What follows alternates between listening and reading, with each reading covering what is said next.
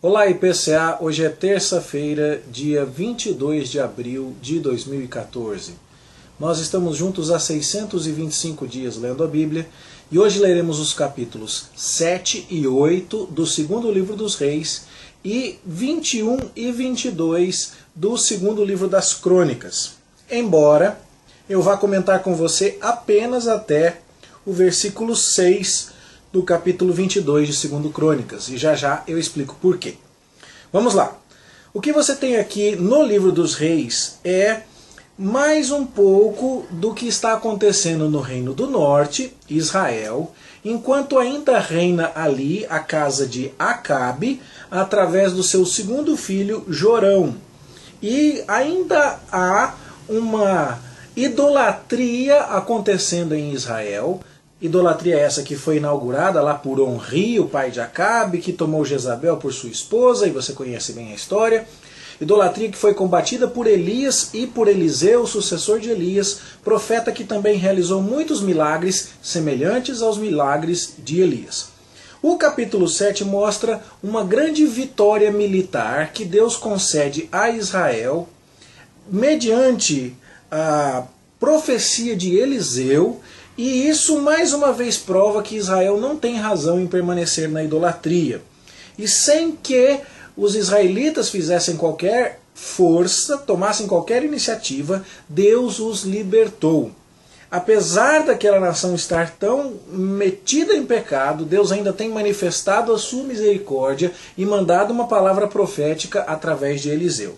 E de fato se cumpre a profecia de Eliseu, de que o povo que estava em grande aperto, com mulheres comendo seus filhos e comprando cabeça de jumento, que é um animal impuro, e uma parte pouco interessante do animal por um preço exorbitante, de repente no outro dia o povo saqueava o seu inimigo e com pouco dinheiro comprava muita comida. Bom, isso mostra a misericórdia de Deus por Israel, apesar do pecado de Israel. O início do capítulo 8 fala de Geazi, que está contando isso para o rei israelita. E, bom, Geazi na presença do rei leproso não nos faz muito sentido. E também ele contando para o rei o que havia acontecido numa época de fome, e ele contando isso para o rei que não sabia de tantos milagres de Eliseu, também não faz muito sentido à luz daquilo que a gente viu ali, que o rei dizia: faça-me Deus o que bem lhe aprouver, se a cabeça de Eliseu ficar na sua cabeça, ficar sobre os seus ombros no dia de hoje. Então, o que nos parece é que essa parte inicial do capítulo 8 aqui de 2 Reis quer descrever aquela fome, aquele tempo de privação que aconteceu lá no capítulo 4, no verso 38, quando houve fome na terra e foram buscar comida pela terra e colocaram comida venenosa para preparar para os profetas. E então que essa porção foi colocada aqui, deslocada no tempo, para nos ajudar a perceber que os reis israelitas estavam cientes, sim senhor, de tudo aquilo que Eliseu vinha fazendo a mando do Senhor Deus Jeová. E isso torna a casa de Acabe indesculpável. Eles tinham consciência plena, sim, de que Deus, o Senhor dos exércitos de Israel, Deus Jeová e Yahvé, é o único Deus verdadeiro. Isso ficou bem claro por milagres dos quais eles todos tomaram conhecimento. Tanto Acabe, quanto o seu filho Acasias, quanto o irmão dele, Jorão. E aí, mesmo assim, não houve arrependimento. E chega a hora, portanto, de se cumprir a sentença de Deus contra a casa de Acabe. Uma sentença que Deus revelou ao profeta Elias, lá no Monte Horebe, quando Elias fugiu para reclamar para Deus, e Deus lá no primeiro livro dos Reis, no capítulo 19, falou: Elias, primeiro, volta lá e unge Eliseu, seu companheiro. A gente viu que isso já se cumpriu. Mas depois Deus falou: Elias, você vai ungir Azael como rei da Síria. E esse Azael vai disciplinar Israel. Isso não tinha acontecido até agora. Vai acontecer através de Eliseu, o sucessor profético de Elias. E Eliseu então viaja até Damasco, mostrando mais uma vez o senhorio de Deus fora dos limites de Israel. E ele unge a Azael no lugar do rei sírio Ben-Hadad, E ele já profetiza que esse Azael vai ser um instrumento de juízo de Deus sobre os israelitas, a tal ponto que ele chora, percebendo a morte, a destruição que Azael promoverá entre o povo de Israel.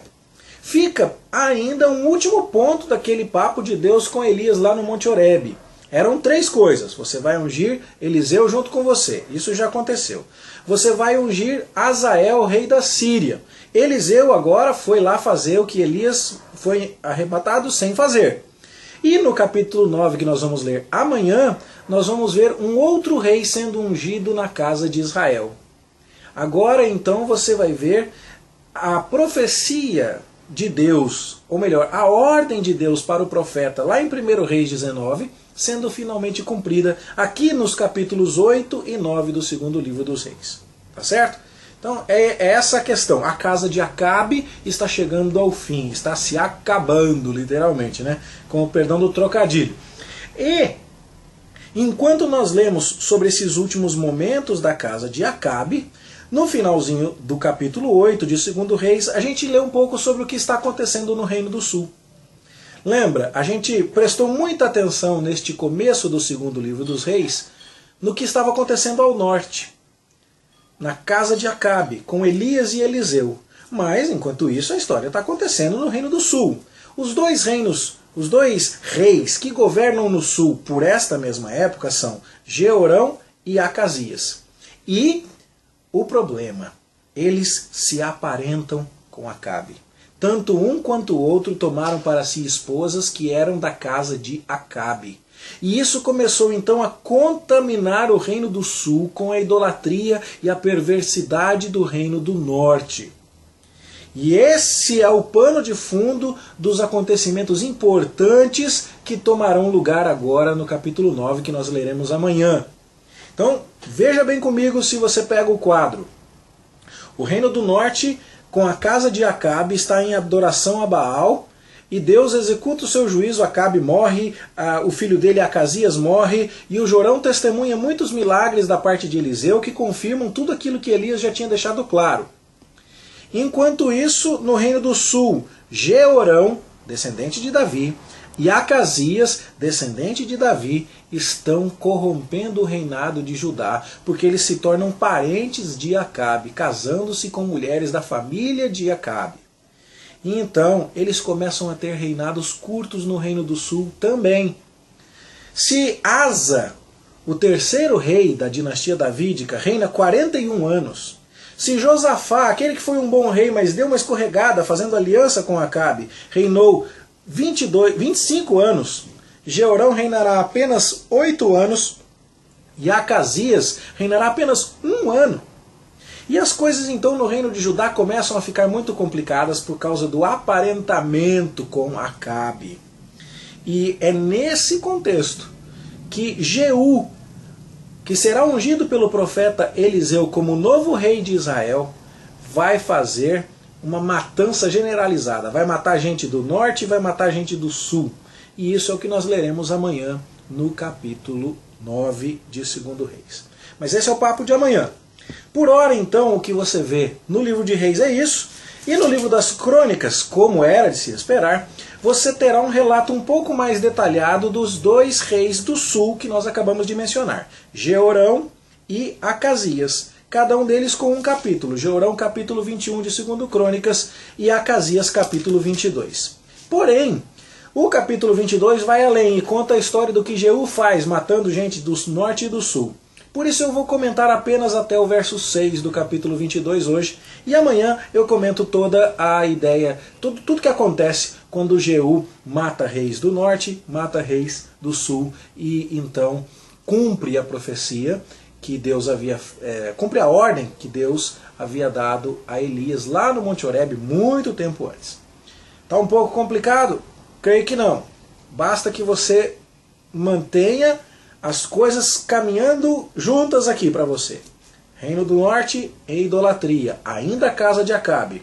Reino do Sul, ainda a casa de Davi, mas começa a escorregar quando os reis da casa de Davi se aparentam com a casa de Acabe.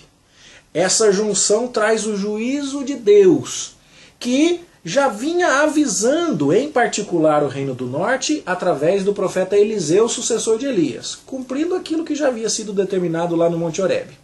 Agora, duas outras situações. Primeira, lá na Síria, lá em cima, Eliseu vai ungir Azael, um rei sírio que vai disciplinar o povo de Israel. E aqui em Israel, Eliseu ungirá, na leitura de amanhã, Jeú, um inaugurador de uma nova dinastia, para executar o juízo de Deus sobre a casa de Acabe. Esse juízo vai respingar sobre a casa de Davi, que se aparentou com Acabe. E é disso que nós vamos tratar amanhã, se Deus nos permitir. Espero que isso ajude você a entender o texto bíblico. E essa conjunção, digamos assim, dos dois textos. Tá certo? Um bom resumo a respeito dos reinados de Jeorão e de Acasias está aqui no livro das Crônicas. E você percebe como o aparentamento com Acabe acabou trazendo consequências muito ruins. Inimigos que se rebelaram, não é? Afastamento dos princípios de Deus e muitas outras consequências negativas. Agora estamos vivendo um período crítico. O Reino do Sul, que começou bem, está atravessando dias muito complicados. Na leitura de amanhã veremos situações mais complicadas ainda. Eu vou adiantar só um pouquinho, mas quando uma rainha da casa de Acabe vai governar brevemente no Reino do Sul, aparentemente a casa de Davi teria sumido do trono. Veja quanto problema o pecado pode trazer. É nesse contexto então que nós estamos. E é isso que precisamos entender para tirar várias lições importantes, mas creio que aqui em especial a ideia de que do mal nós devemos querer a distância. Não haver associação com incrédulos, não procurar benevolência ou aplausos do mundo, mas a fidelidade a Deus acima de todas as coisas. Certamente esta é a lição central desses capítulos, que nos mostram o quanto Judá pereceu ao namorar, ao paquerar com Israel, que estava comprometida com Baal desde os dias de Onri. Esse é o panorama geral, e eu espero que isso abençoe a sua compreensão e te ajude a entender, então, a história de Israel nesse período. Bom estudo para você. Até amanhã, se Deus quiser.